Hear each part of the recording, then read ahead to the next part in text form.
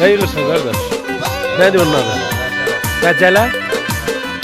Əziz qardaş, Qopun meşəsindəyik hal-hazırda. Qardaşlarla vəcələ deyilir buna, vəcələ yığılır. Vəcələ yığılır. Güzel insanlar vəcələ yığılır. Nə istiyorlar? Bu yaxşı bu tabut seviyor, şey tabut. Bütün elə yemə, salat kimi də yeyə bilərsən. Şey, xeyirli bir şey yox.